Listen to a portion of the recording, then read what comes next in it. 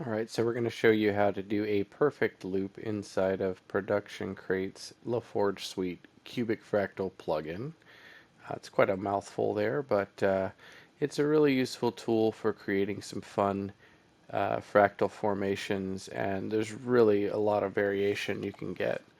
So I'm going to go ahead and start with a new composition here. I've already got the composition. We're going to go ahead and create a new solid, and black doesn't matter what color, and we're going to add the Cubic Fractal plugin to it. So if you notice here, by its default, it's going to have this blue um, structure that we're going to travel through, and it just travels through at a steady rate, even throughout the whole thing, and it just goes on infinitely if you want to. And if you were to click on any of these others, there's some cool visual differences and options, good starting points to mess around with. But additionally, what happens is it creates this camera. This is the Laforge Suite's camera that comes with it.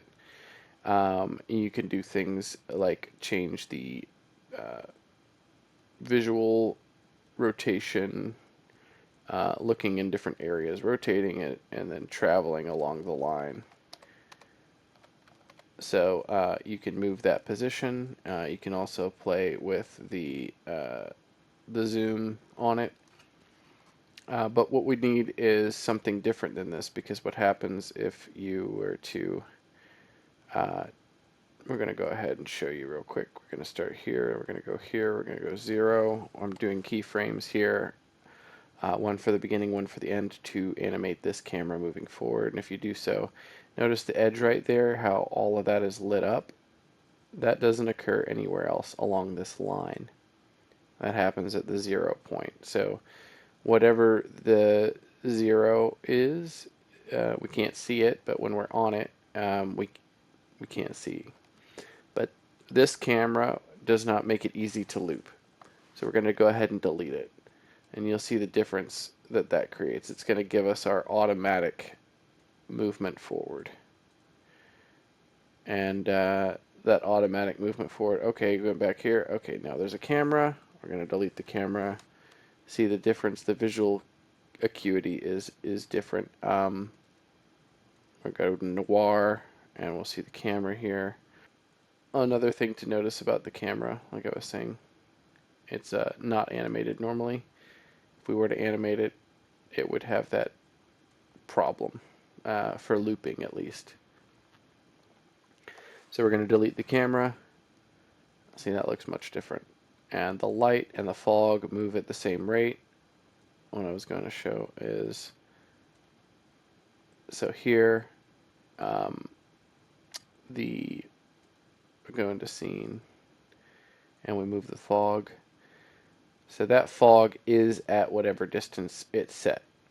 And as you move forward, it stays at that distance. So you need to figure out a way of moving that fog along with it, along with another thing that I'm not sure how to do yet. So for our purposes today, we're just going to stick with the default camera movement forward.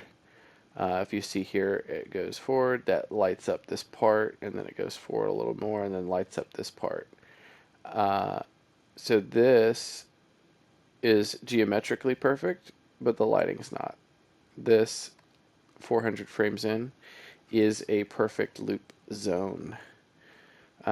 So based on the experimentation, I found out that 400 is one frame off from being identical to the first. So 401 with a 60 frame per second clip is going to be the identical frame to the first frame.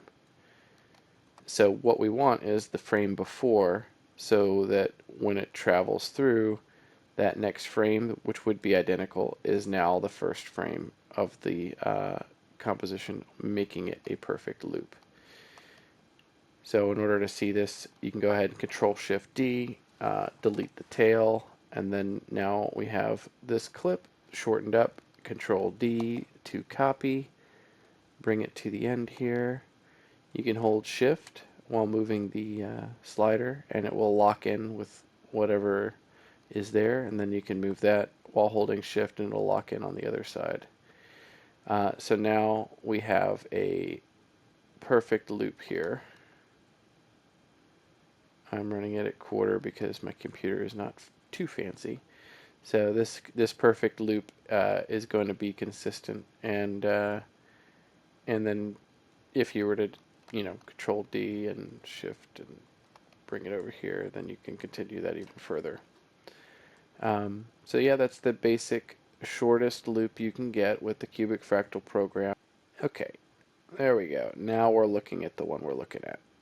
Alright, so next time I'm going to show you how to animate this warp to also line up and be able to loop. Thank you for watching.